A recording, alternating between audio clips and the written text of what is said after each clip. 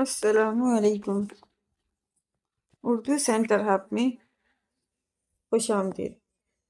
عمر و عیار کا یہ روز کا کام تھا کہ وہ فجر کی نماز پڑھنے کے بعد صبح کی سیر کے لیے جنگل میں آ جاتا تھا اور کافی دیر جنگل کی سیر کرنے کے بعد واپس اپنے گھر آ جاتا تھا۔ اس وقت بھی عمر اپنے گھوڑے پر سوار جنگل کی سیر کر کے واپس اپنے گھر کی طرف لوٹ رہا تھا۔ مشرق سے سورج طلوع ہو چکا تھا، جس کی روشنی آہستہ آہستہ پھیلتی جا رہی تھی۔ عمر اپنی ہی دھن میں آگے جا رہا تھا کہ یکدم اس کی نظر ایک درخت کے قریب اوندھے منہ لیٹے ہوئے آدمی پر پڑی تو عمر نے اپنے گھوڑے کو روکنے کا اشارہ کیا۔ گھوڑے کے رکتے ہی عمر نیچے اتر آیا اور اس درخت کی طرف بڑھنے لگا جس کے نیچے وہ آدمی لیٹا ہوا تھا۔ قریب جا کر عمر نے اسے سیدھا کیا تو اگلے ہی لمحے وہ حیران رہ گیا۔ وہ آدمی بوڑھا اور بہت زخمی تھا۔ اس کے سر سے خون بہہ کر اس کے چہرے پر جم چکا تھا۔ وہ زخمی ہونے کی وجہ سے تڑپ رہا تھا۔ اس نے اپنی آنکھیں کھول کر عمر کی طرف دیکھا۔ عمر نے اسے سہارا دے کر بٹھایا اور اپنی زنبیل سے کپڑا نکال کر اس نے اس بوڑھے کے منہ سے خون صاف کیا اور پھر مرہم پٹی لگا دی۔ بابا تم کون ہو اور تمہاری ایسی حالت کس نے کی؟ عمر نے اس سے پوچھا۔ وہ بوڑھے نے خوف زدہ ہوتے ہوئے کہا، ہاں بتاؤ بتاؤ۔ عمر نے کہا لیکن وہ عمر کا جواب دینے کی بجائے ادھر ادھر دیکھنے لگا۔ مجھے ان بھیانک چڑیلوں نے زخمی کیا ہے جو ابھی یہاں کھڑی تھیں، بوڑھے آدمی نے بتایا۔ چڑیلوں کا سن کر عمر حیران ہو گیا۔ اس نے بھی ادھر ادھر دیکھا لیکن اسے اس جگہ کوئی چڑیل نظر نہ آئی۔ یہاں تو کوئی چڑیل دکھائی نہیں دے رہی بابا، عمر نے بوڑھے آدمی کو دیکھتے ہوئے کہا۔ وہ تینوں چڑیلیں ابھی یہاں تھیں، تم چلے جاؤ ورنہ وہ تمہیں بھی نقصان پہنچا سکتی ہیں، بوڑھے نے اس بار پھر خوف زدہ ہو کر کہا۔ وہ چڑیلیں میرا کچھ نہیں بگاڑ سکتی، بابا تم مجھے بتاؤ وہ چڑیلیں کون ہیں اور انہوں نے تمہیں کیوں زخمی کیا ہے؟ پریشان مت ہو، میں تمہارا دوست ہوں، ہو سکا تو میں تمہاری مدد ضرور کروں گا، عمر نے اسے تسلی دیتے ہوئے کہا۔ بوڑھا آدمی تھوڑی دیر اسے پریشانی سے دیکھتا رہا۔ وہ چڑیلیں بہت ظالم اور شیطان ہیں، انہوں نے ہماری پوری بستی کو تباہ کر ڈالا ہے۔ میرا نام ساگر ہے اور میں اپنی بستی کا سردار ہوں۔ ہماری بستی اس جنگل میں دائیں طرف ہے۔ کچھ دن پہلے 3 چڑیلیں ہماری بستی میں آ گئی تھیں اور انہوں نے ہمارے نوجوانوں کو اٹھانا شروع کر دیا۔ ہر روز وہ کسی نہ کسی نوجوان اور بچے کو اٹھا کر لے جاتی تھیں۔ ہمارے نوجوانوں نے ان کا مقابلہ کیا اور انہیں ختم کرنے کی بہت کوشش کی لیکن وہ ناکام رہے۔ اب میرے حکم پر بستی کے لوگ اپنی جانوں کو بچانے کے لیے جنگل میں جا کر چھپ گئے ہیں۔ اب وہ تینوں چڑیلیں ہمیں تلاش کرتی پھر رہی ہیں۔ اتفاق سے انہوں نے مجھے دیکھ لیا اور مجھے پکڑنے کی بہت کوشش کی لیکن میں اپنی جان بچانے کے لیے بھاگنے لگا اور بھاگتے بھاگتے مجھے ایک زوردار ٹھوکر لگی جس کی وجہ سے میں ایک درخت سے ٹکرا کر گر گیا۔ وہ تینوں چڑیلیں ہوا میں اڑ سکتی تھیں، بوڑھے ساگر نے تفصیل سے بتایا، جسے سن کر عمر کے چہرے پر غصہ آ گیا۔ اسے ان چڑیلوں پر بہت غصہ آ رہا تھا جنہوں نے بستی کے لوگوں پر ظلم ڈھا رکھا تھا۔ عمر چونکہ ایک رحم دل اور ہمدرد انسان تھا، اس کی زیادہ کوشش ہوتی تھی کہ جہاں ظلم دیکھے تو اسے ختم کر دے۔ عمر نے تہیہ کر لیا تھا کہ وہ ان چڑیلوں کا خاتمہ کر کے بستی والوں کو ان سے نجات دلانے کی کوشش کرے گا۔ بابا، کیا تمہیں معلوم ہے کہ وہ چڑیلیں کہاں رہتی ہیں؟ امرو نے پوچھا۔ نہیں، مگر اتنا پتا ہے کہ وہ شمال کی طرف سے آتی ہیں اور اسی طرف لوٹ جاتی ہیں، بوڑھے ساگر نے بتایا۔ میں ان خبیث چڑیلوں کو ایسی سزا دوں گا کہ ان کے آنے والی نسلیں بھی کسی کو نقصان دینے کا سوچ بھی نہیں سکیں گی۔ امرو نے غصے سے کہا۔ کیا تم ان چڑیلوں کا مقابلہ کرو گے؟ بوڑھے ساگر نے حیرانی سے کہا۔ ہاں بابا، میں ان چڑیلوں کا خاتمہ کرنے جا رہا ہوں اور جلد ہی ان کی موت کی خبر سنانے آؤں گا۔ مگر تم کون ہو؟ بوڑھے نے حیرانی سے پوچھا۔ میں یہ واپس آ کر بتاؤں گا کہ میں کون ہوں۔ پھر امرو نے بوڑھے ساگر سے اجازت مانگی اور اپنے گھوڑے پر سوار ہو کر جنگل کی طرف روانہ ہو گیا۔ تھوڑی دور جانے کے بعد امرو گھوڑے کو روک کر نیچے اترا اور اس نے زنبیل سے سلیمانی تختی نکالی اور ان چڑیلوں کے بارے میں پوچھا۔ اسی وقت سلیمانی تختی پر لکھے الفاظ آ گئے۔ لکھا تھا کہ جنگل کے ختم ہوتے ہی ایک پہاڑی علاقہ شروع ہوتا ہے۔ اس پہاڑی علاقے کے آخر پر ایک وادی ہے جو چڑیلوں کی وادی کے نام سے مشہور ہے۔ وہ تینوں چڑیلیں اس وادی میں رہتی ہیں۔ امرو نے اسبات میں سر ہلایا اور سلیمانی تختی واپس زنبیل میں رکھ دی۔ پھر وہ گھوڑے پر سوار ہو کر اسی تیزی سے دوڑنے لگا۔ جنگل کے آخر پر پہنچ کر امرو نے اپنے گھوڑے کو وہیں چھوڑ دیا اور خود پیدل ہی پہاڑی علاقے کی طرف بڑھنے لگا۔ وہاں پر بلند و بالا پہاڑ ہی پہاڑ تھے۔ امرو کافی دیر تک پیدل ہی چلتا رہا۔ پھر کافی دیر بعد آخر وہ چڑیلوں کی وادی میں پہنچ ہی گیا۔ امرو ایک بڑی سی چٹان کے پیچھے چھپ کر چڑیلوں کی وادی کو غور سے دیکھنے لگا۔ اسے کوئی چڑیل دکھائی نہیں دے رہی تھی، لیکن دیو بہت زیادہ نظر آ رہے تھے جو ادھر ادھر پھیلے ہوئے تھے، گویا وہ وادی کی حفاظت کر رہے تھے۔ امرو وادی کے اندر جانے کی کوئی ترکیب سوچنے لگا۔ ایک ترکیب اس کے ذہن میں آتے ہی امرو نے زنبیل سے روغن عیاری نکالا اور خود کو ایک خوفناک چڑیل کی شکل میں بدلنے لگا۔ چڑیل کا بھیس بدلنے کے بعد امرو چٹان کے پیچھے سے نکلا اور وادی کی طرف جانے لگا۔ وادی میں موجود دیو اسے حیران نظروں سے دیکھ رہے تھے۔ امرو ایک دیو کے قریب پہنچ کر رک گیا۔ کون ہو تم اور یہاں کیا کر رہی ہو؟ کیا تمہیں معلوم نہیں کہ چڑیلوں کی وادی میں ملکہ چڑیل کی اجازت کے بغیر اندر آنا منع ہے؟ اس دیو نے امرو کو غصے سے دیکھتے ہوئے کہا۔ معلوم ہے بھائی دیو، میں ملکہ چڑیل کو ایک بات بتانے آئی ہوں۔ میرا نام شتوری ہے۔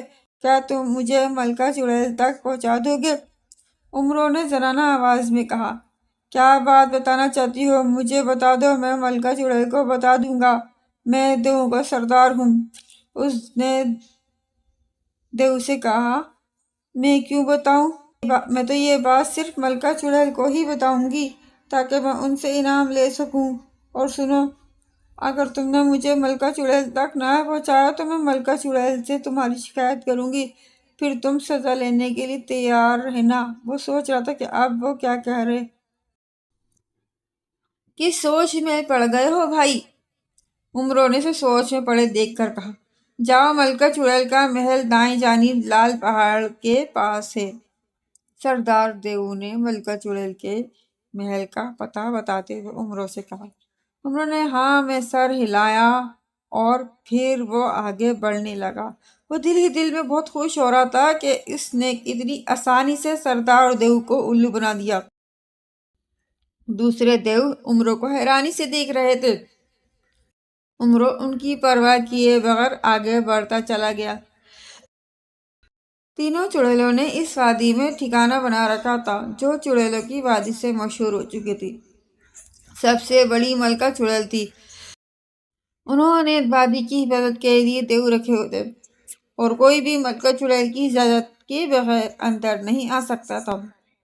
لال پہاڑ کے قریب جا کر امرو نے دیکھا کہ لال پہاڑ کے ساتھ ایک بڑا سا محل بنا ہوا تھا جس کا دروازہ کھلا تھا۔ امرو اندر چلا گیا۔ اسی وقت ایک موٹی کالی چڑیل کمرے سے باہر نکل آئی۔ اس نے جب عمروں کو دیکھا تو حیران رہ گئی۔ کون ہو تم اور کس سے ملنے آئی ہو؟ اس کالی چڑیل نے حیرانی سے پوچھا۔ میرا نام چتوری چڑیل ہے اور میں ملکہ چڑیل سے ملنے آئی ہوں، عمروں نے زنانہ انداز میں کہا۔ مگر تم وادی کے اندر کیسے آئیں؟ ملکہ چڑیل کی اجازت کے بغیر اندر آنے والے کو ملکہ چڑیل آگ کے کنویں میں زندہ ڈال دیتی ہے، کالی چڑیل نے کہا۔ اوہ، اب میں کیا کروں؟ میں ملکہ چڑیل کے فائدے کی بات کرنے آئی ہوں۔ اچھا سنو، میں تمہیں وہ بات بتا دیتی ہوں، تم ملکہ چڑیل کو بتا دینا، عمروں نے گھبراتے ہوئے لہجے میں کہا۔ پھر وہ اسے ایک طرف لے گیا۔ اس نے ایک ہاتھ زنبیل میں ڈال کر بے ہوش کرنے والا سفوف نکالا۔ اس سے پہلے کہ کالی چڑیل عمروں سے کوئی بات کرتی، عمروں نے پھرتی سے وہ سفوف کالی چڑیل کی ناک پر چڑھا دیا۔ اگلے ہی لمحے وہ کالی چڑیل بے ہوش ہو کر گر پڑی۔ عمروں اسے گھسیٹتے ہوئے ایک کمرے میں لے گیا اور اس نے زنبیل سے روغن عیاری نکالا اور خود کو اس کے بھیس میں بدل دیا اور اسے اپنا یعنی چتوری چڑیل میں بدل دیا تھا۔ پھر عمروں ملکہ چڑیل کو ڈھونڈنے لگا۔ ایک کمرے میں اسے 3 چڑیلیں دکھائی دیں جو انتہائی بھیانک اور بدصورت تھیں۔ تینوں کی شکلیں بھی ایک دوسرے سے ملتی جلتی تھیں۔ ان کی عمروں میں بھی کوئی خاص فرق نہ تھا۔ یہ کالی چڑیل کہاں مر گئی؟ ابھی تک کھانا لے کر نہیں آئی، ایک چڑیل نے غصے سے کہا جس کا نام تارو تھا۔ کالی چڑیل سب سے بڑی عمر والی چڑیل نے کالی چڑیل کو آواز دی جس کا نام چارو تھا۔ عمروں جو دروازے کے پاس تھا فوراً ہی اندر داخل ہو گیا۔ کہاں مر گئی تھی تم؟ کھانا لے کر کیوں نہیں آئی؟ تیسری چڑیل نے غصے سے کہا۔ میں ابھی آتی ہوں، عمروں نے کالی چڑیل کی آواز میں گھبراتے ہوئے کہا اور پھر کمرے سے باہر آیا اور دوسرے کمرے میں گیا جہاں کھانا تیار رکھا تھا۔ شاید کالی چڑیل کھانا لینے جانے والی تھی۔ عمروں نے زنبیل سے زہریلا سفوف نکالا اور کھانے میں ملانا شروع کر دیا کہ اسی وقت تارو چڑیل اس کے کمرے میں آ گئی۔ اس نے عمروں کو کھانے میں سفوف ڈالتے ہوئے دیکھ لیا تھا۔ یہ تم کھانے میں کیا ملا رہی ہو؟ تارو چڑیل نے غصے سے پوچھا۔ اس کی آواز سن کر عمروں ڈر گیا۔ زہریلے سفوف کی پڑیا ہاتھ سے نکل کر زمین پر گر گئی۔ تارو چڑیل نے آگے جا کر وہ سفوف اٹھا کر سونگھا۔ اگلے ہی لمحے وہ سفوف ناک سے ہٹایا اور خطرناک نظروں سے عمروں کو گھورنے لگی۔ یہ طلسم ہوشربا کا خالص ہاضمہ چورن ہے جو میرا بھائی لایا تھا، عمروں نے مسکراتے ہوئے کہا۔ اگر یہ چورن ہے تو اسے کھانے میں کیوں ملا رہی ہو؟ چورن تو کھانے کے بعد کھایا جاتا ہے، وہ عمروں کو شک کی نظروں سے دیکھتی ہوئی بولی۔ نہیں، یہ چورن صرف کھانے میں ملا کر کھایا جاتا ہے، عمروں نے بات بناتے ہوئے کہا۔ لیکن اسی وقت چڑیل نے اسے زوردار تماچا مار دیا۔ عمروں کو دن میں تارے نظر آنے لگے۔ بکواس کرتی ہو، یہ چورن نہیں، زہریلا سفوف ہے، اس نے غصے سے کہا۔ تارو چڑیل، کیا بات ہے؟ کیا آج کھانا نہیں ملے گا؟ اسی وقت چارو چڑیل نے اندر آتے ہوئے کہا۔ چارو بہن، یہ دیکھو کالی چڑیل کے کارنامے، یہ ہمارے کھانے میں زہریلا سفوف ملا رہی تھی تاکہ ہم ختم ہو جائیں اور یہ ہمارا خزانہ لوٹ سکے۔ یہ سن کر چارو چڑیل کی آنکھوں میں حیرانی کے ساتھ غصہ پھیل گیا اور عمروں کو گھورنے لگی۔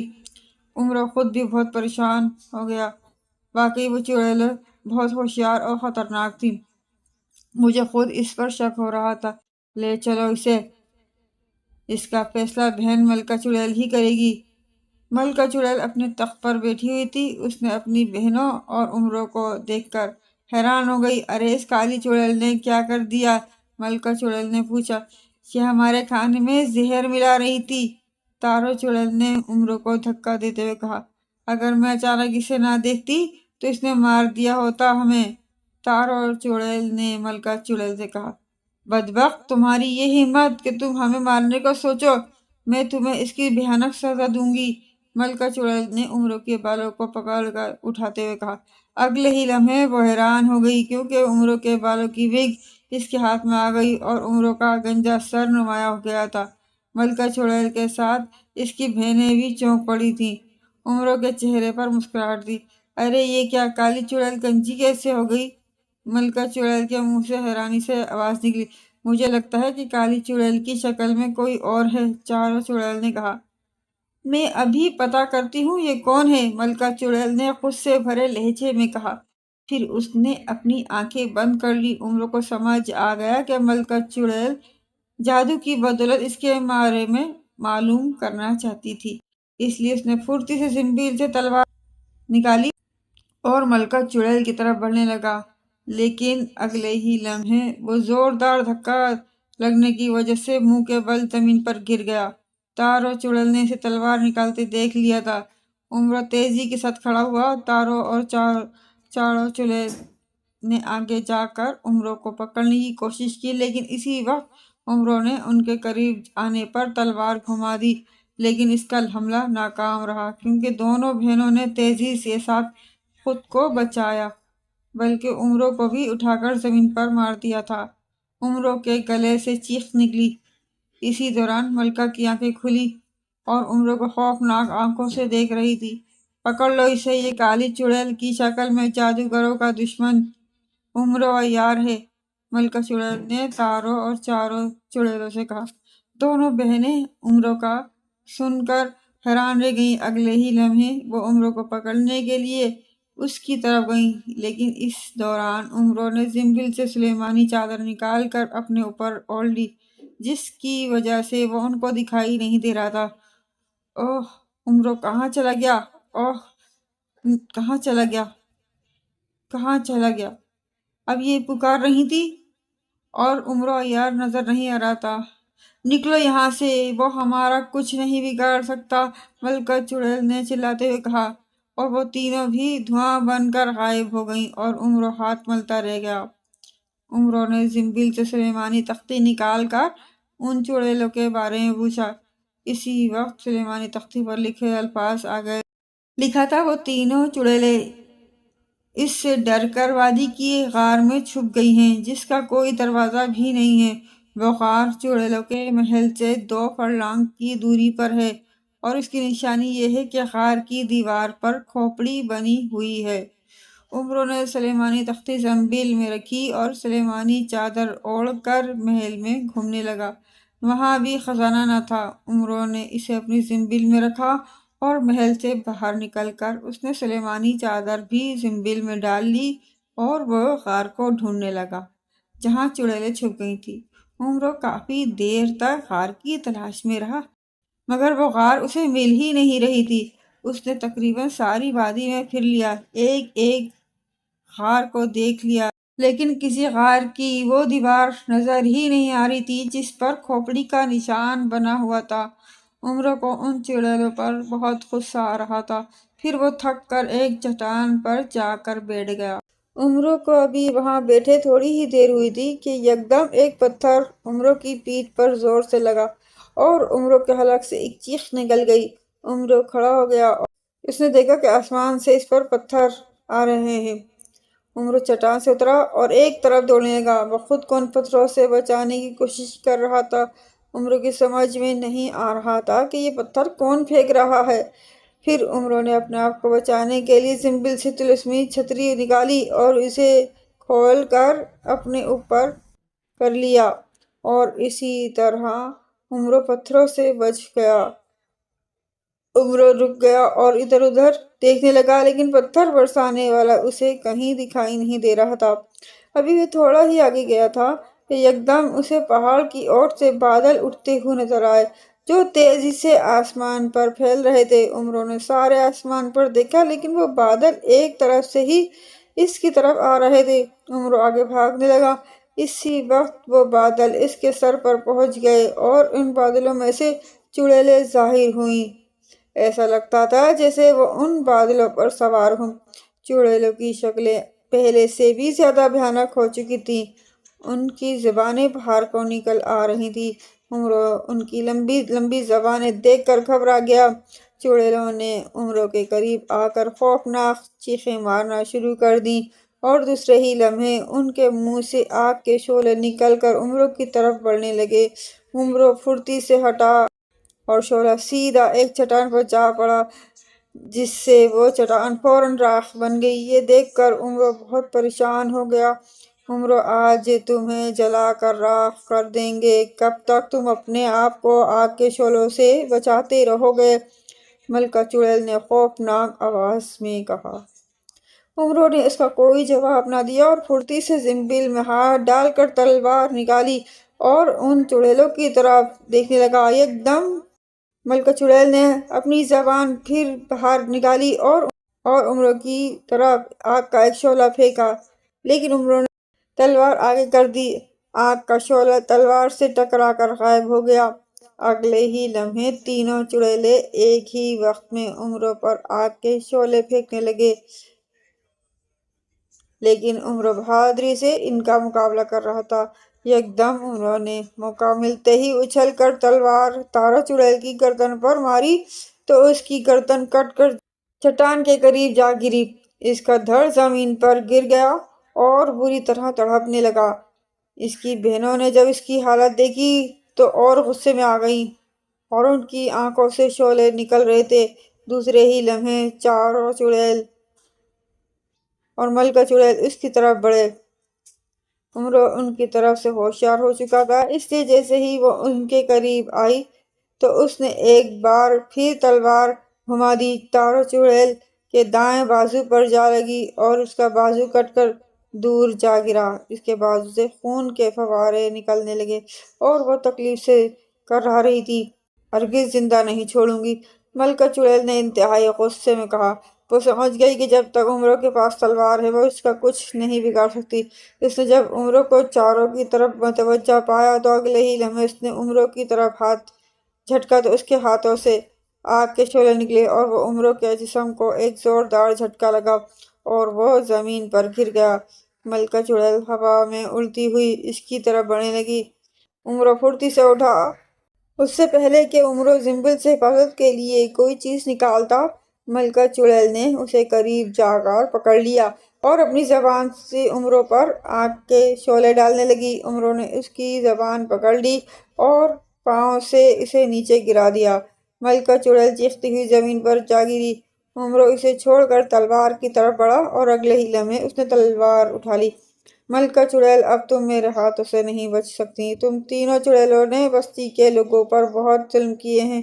عمرو نے غصے میں تلوار اٹھائی اور ان کی طرف بڑھا۔ عمرو، مجھے معاف کر دو، میں آگے سے کسی پر ظلم نہیں کروں گی، ملکہ چڑیل نے پیچھے ہٹتے ہوئے کہا۔ جب اسے اپنی موت نظر آئی تو معافی مانگنا شروع کر دی۔ میں تم جیسی مکار اور ظالم چڑیلوں کو اچھی طرح جانتا ہوں، اس لیے تمہیں مرنا ہی ہوگا، عمرو نے غصے سے کہا۔ اس سے پہلے عمرو اس پر حملہ کرتا، ملکہ چڑیل یک دم سیدھی ہو کر عمرو کی ٹانگیں پکڑ کر کھینچ لیا اور عمرو زمین پر جا گرا۔ اگلے ہی لمحے ملکہ چڑیل اٹھی اور ایک طرف دوڑ لگا دی۔ عمرو پھرتی سے اٹھا اور تلوار کو فضا میں بلند کی اور دوڑتی ہوئی ملکہ چڑیل پر دے ماری۔ تلوار سائیں کی آواز میں جا کر ملکہ چڑیل کی پشت پر جا لگی اور ملکہ چڑیل منہ کے بل زمین پر گر کر تڑپنے لگی۔ جب عمرو اس کے قریب گیا تو اس وقت تک وہ ختم ہو چکی تھی۔ عمرو نے تلوار ملکہ کی پشت سے نکالی اور چاروں چڑیل کی طرف بڑھنے لگا، لیکن چاروں چڑیل خون زیادہ بہہ جانے کی وجہ سے پہلے ہی مر چکی تھی۔ اس نے زنبیل سے اڑنے والے جوتے نکال کر پہن لیے اور پھر جنگل کی طرف بڑھنے لگا، اور آج عمرو کی وجہ سے بستی والے ہنسی خوشی زندگی بسر کر رہے ہیں۔